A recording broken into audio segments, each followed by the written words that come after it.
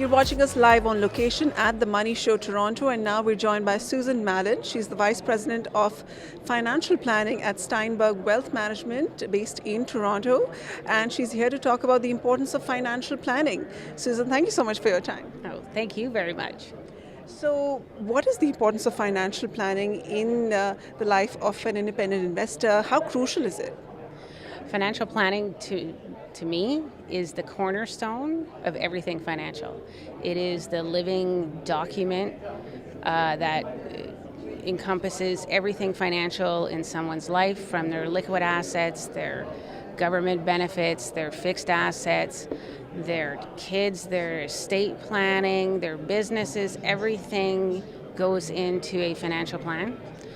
The power in that is it allows people to get a very good idea of where they are, the clarity that they can obtain, and where that financial plan is likely to take them in the future, because financial planning is about forecasting. So we forecast tax burdens, we forecast income longevity, how much income is sustainable, where the money should be drawn from once someone is retired, so which bucket should the money come from, whether it's a registered account or a non-registered account, in the most tax efficient manner. And so it allows people who are, let's say they are retired, to have less stress, know exactly where they're going, and that everything is taken care of. So, financial planning sounds very ominous. It sounds like a very cumbersome task. How do you get started? How does a client get started? Well, you can start at any age. I just did a financial plan for my 19-year-old daughter, and she thought it was very fun, but teaching people at a young age, obviously it only took me 10 minutes to do that kind of financial plan. I find there's about 5 very critical stages in someone's life where a financial plan gives them the most benefit. And that is 5 years or so before retirement. As soon as the retirement bug goes in your ear and you're kind of putting a future age of when you want to retire, that is one of the most important parts of a financial plan, because at least the plan can say, you know what, you are on track to retire exactly when you want, or maybe it's sooner. And if it's later, a good financial planner will be able to give you a strategy to reach the goal that you actually want. Another stage is just at retirement. So you are now, let's say, retired. Where's all the money going to come from that you're going to live on? It's very stressful, I've noticed in the past when I've transitioned pre-retired clients into retirement. The change of life, the not working anymore, and they've been saving money all these years, and now suddenly they are unsaving.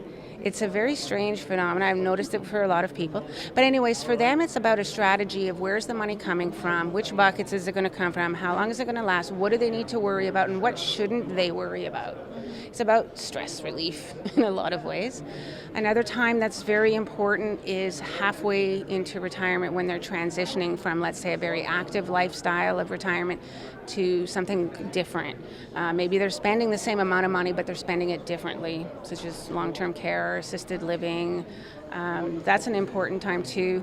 When you need to do an estate plan, everybody should have a will. That's only a small part of estate planning.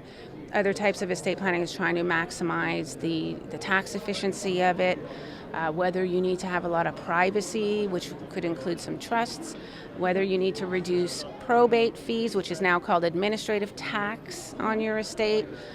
Who do you want your estate to go to, and how can it flow in the easiest way possible? And then, of course, I think financial planning is a living document. So anybody who I do financial planning with, they get updated every year. There's too many variables and what-if scenarios that go in a financial plan. I need to keep it real, and the only way I can do that is by checking it every single year. Right. What are the key ingredients of a good financial plan? You put everything in the financial plan. Everything. It's not enough to just do a retirement income calculation or how much will this asset grow.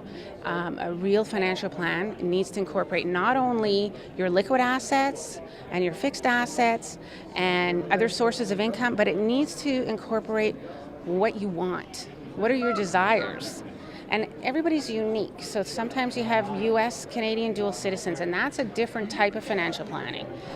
Sometimes you have second husbands and stepkids and things like that, and estate planning becomes a little bit more complex. But in general, have everything in there, make sure it's working together, make sure the data that you put in is accurate so that the data that comes out gives you a very, very good indication of where you're heading. And if you don't like where you're heading, this is the time to say, okay, let's strategize how to get you to where you need to go. So maybe there's a little bit of work to do. Susan, wonderful insights. Thank you for your time. Thank you very much.